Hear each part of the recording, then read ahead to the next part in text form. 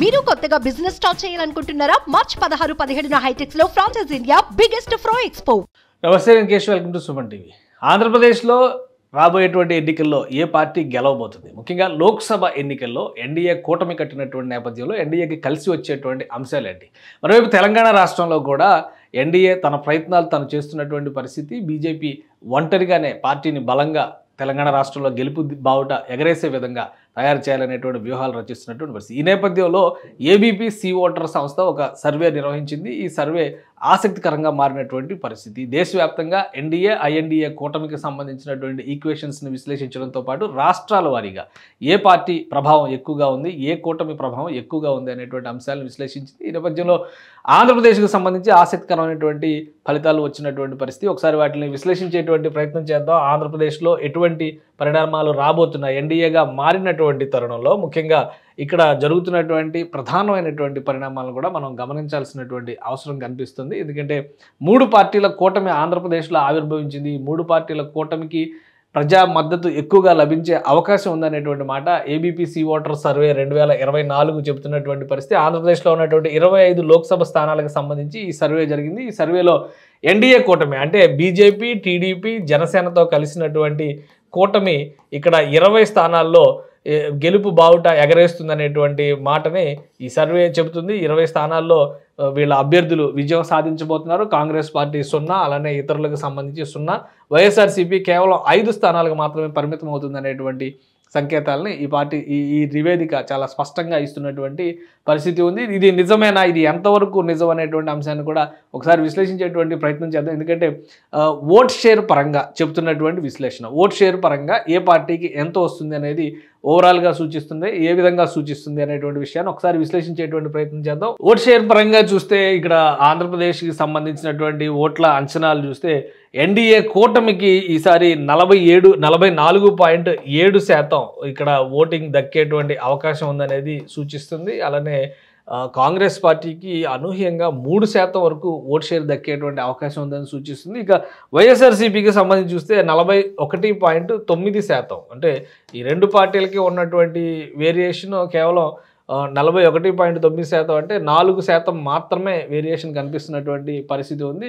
4% తేడాతో 20 సీట్లు గెలుచుకునేటువంటి పరిస్థితి ఇక్కడ ఆంధ్రప్రదేశ్కి సంబంధించినటువంటి ఓటర్ల తీర్పు ఉండబోతుంది అనేది ఒక అంచనా. ఒకవేళ అదే నిజమైతే సీట్ల విషయంలో ఈ 3%, 4% తేడా అనేది ఏ విధమైనటువంటి ప్రభావం చూపించబోతుంది. అలానే కాంగ్రెస్ పార్టీ ఊహించని విధంగా గత ఎన్నికల్లో చూస్తే 1% లోపు పరిమితమైనటువంటి కాంగ్రెస్ పార్టీ 3% ఓట్లు దక్కించుకునేటువంటి పరిస్థితి ఈ ఎన్నికల్లో కనిపిస్తుంది. ఒకవేళ 3% ఓట్లు దక్కించుకుంటే కాంగ్రెస్ పార్టీ ఎక్కడెక్కడ గెలుపును ప్రభావితం చేయబోతుంది, అంటే ఆ చీలిక అనేది ఎవరికి నష్టం కాబోతుంది అనేది ఇప్పుడు ఆసక్తికరమైనటువంటి చర్చగా మారింది. ప్రధానంగా వైఎస్ షర్మిల చేస్తున్నటువంటి రాజకీయ వ్యూహం అంతా జగన్మోహన్ రెడ్డికి ఇబ్బంది గురి చేసేటువంటి అంశంగా భావిస్తున్నటువంటి పరిస్థితి. ఇది ఆంధ్రప్రదేశ్కి సంబంధించినటువంటి ఓట్ షేరు ప్లస్ సీట్ల సంఖ్యను చూస్తే ఈ విధంగా ఉంది. ఒకసారి తెలంగాణలో ఏ విధంగా ఉందో కూడా ఒకసారి పరిశీలించేటువంటి ప్రయత్నం చేద్దాం. తెలంగాణలో ఉన్నటువంటి లెక్కలు ఒకసారి చూసేటువంటి ప్రయత్నం చేద్దాం. తెలంగాణలో ఉన్నటువంటి లెక్కల విషయంలో కూడా కొంత స్పష్టత వచ్చినటువంటి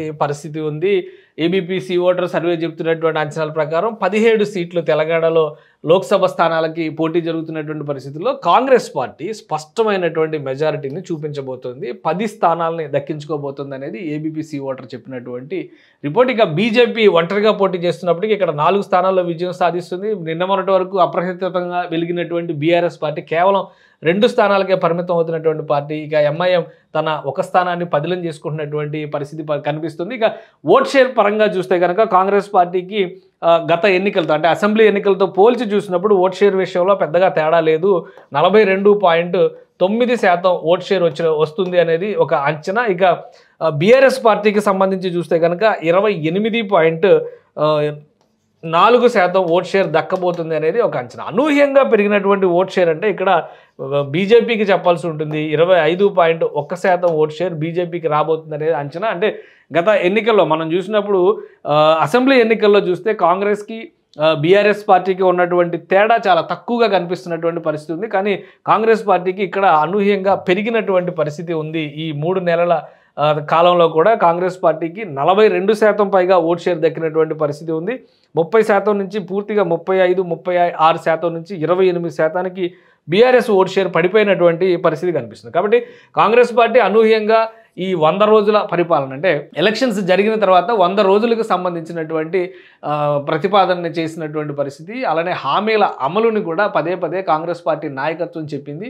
ఈ నేపథ్యంలో పెద్దగా ప్రభుత్వ వ్యతిరేకత లేదు, పైగా గ్రాఫ్ కూడా పెరిగినటువంటి సంకేతాలు ఉన్నాయి.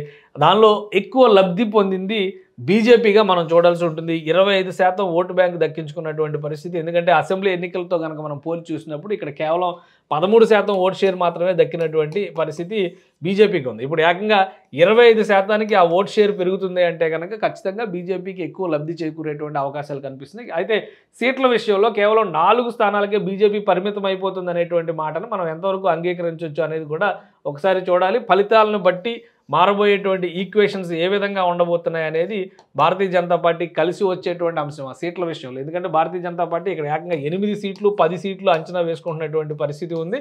కానీ 4 సీట్లు మాత్రమే వస్తాయనేటువంటి మాటని ఏబీపీ ఓటర్ సర్వే చెబుతుంది. ఇది ఓవరాల్గా చూస్తే ఈ రిపోర్ట్ పరంగా చూస్తే మనకు కనిపిస్తున్నటువంటి అంచనాలు ఇవి. ఆంధ్రప్రదేశ్ తెలంగాణలో కొత్త ఈక్వేషన్స్ రాబోతున్నాయి అనేటువంటి సంకేతాలు చాలా స్పష్టంగా ఇస్తున్నాయి. తెలంగాణలో మొత్తంగా ఉన్నటువంటి సీట్లను కనుక మనం పరిశీలించి చూస్తే 17లో కాంగ్రెస్ పార్టీకి 4 సీట్లు మెజారిటీ సీట్లు, 10 సీట్లు కాంగ్రెస్ పార్టీకి మెజారిటీ సీట్లు వచ్చేటువంటి పరిస్థితి ఉంది. ఇక ఆంధ్రప్రదేశ్లో మెజారిటీ సీట్లు ఎన్డీఏ కూటమికి 20 సీట్లు వచ్చేటువంటి పరిస్థితి ఉంది. ఇక్కడ ఎన్డీఏ 20 సీట్లు దక్కించుకుంటే కాంగ్రెస్ ఇక్కడ 10 సీట్లు తెలంగాణలో దక్కించుకుంటుంది. ఇక మిగతా పార్టీల పోటీ నామమాత్రంగా మారుతుంది అనేటువంటి సంకేతాలు ఇస్తున్నాయి. ఇది ఏబీపీ ఓటర్ చెప్పినటువంటి సర్వే. ఈ సర్వే ప్రకారం చూస్తే గతంలో జరిగినటువంటి సర్వే రిపోర్ట్లు కొన్ని తారుమారైనటువంటి పరిస్థితి ఉంది. అయితే గత ఎన్నికల్లో 2023లో జరిగినటువంటి ఎన్నికలకు సంబంధించినటువంటి అంచనాల్లో తెలంగాణలో ప్రతిఫలించినటువంటి పరిస్థితి, ఏబీపీ ఓటర్ సర్వేని ప్రతిఫలించినటువంటి పరిస్థితి ఉంది. సో ఈసారి వేసినటువంటి అంచనాలు ఏ విధంగా ఉండబోతున్నాయి, ఎందుకంటే ఎన్నికల నోటిఫికేషన్కి సంబంధించి మరికొన్ని గంటలు మాత్రమే మిగిలి ఉన్నటువంటి పరిస్థితి. ఇక ఈ నెల రోజుల పాటు పార్టీలు ఏ విధంగా ఓటర్లను ఆకర్షించబోతున్నాయి, పథకాల విషయంలో ఎటువంటి ప్రణాళికలు వ్యూహాలు అనుసరించబోతున్నాయి అనే అంశాలపైన ప్రజాభిప్రాయం నిక్షిప్తమయ్యేటువంటి అవకాశం ఉంటుంది. అప్పటి వరకు ఈ ఒపీనియన్ పోల్స్ని మాత్రం నమ్మితే సరిపోదు. పార్టీలు కూడా తమదైన శైలిలో ఓటర్ల దగ్గరికి వెళ్ళేటువంటి ప్రయత్నాలు చేయాల్సి ఉంది. ఏదైనా తెలుగు ఓటరు తీర్పు ఈసారి జాతీయ రాజకీయాలను ప్రభావితం చేస్తుందా లేదా అనేది ఒక ఆసక్తికరమైనటువంటి ప్రశ్నగా మారుతుంది. సుమన్ టీవీలో మీ పర్సనల్ అండ్ బిజినెస్ ప్రమోషన్స్ కోసం కింది నెంబర్కి కాంటాక్ట్ చేయండి.